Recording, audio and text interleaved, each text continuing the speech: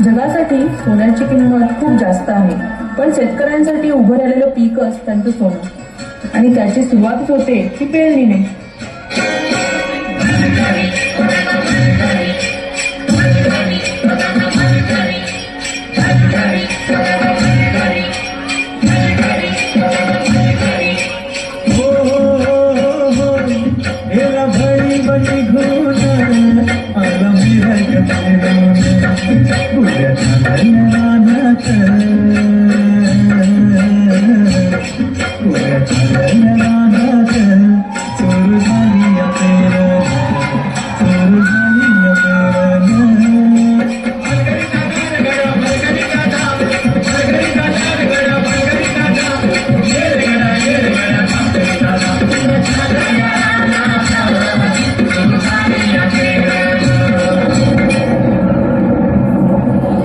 अवकाळी आलेल्या पावसानं शेतकऱ्यांचं मोठं नुकसान झालं.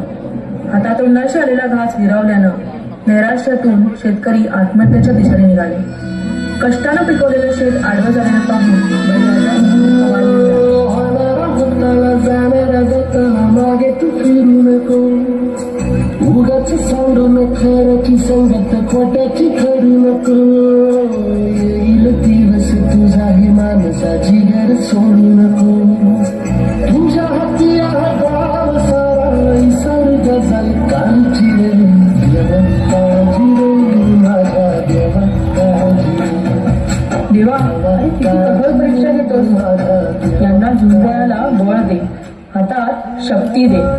नव्याने सुरुवात करून या धरतीतून परत सोनं उगवतील, तेव्हा स्वतःला बळीराजा म्हणवतील.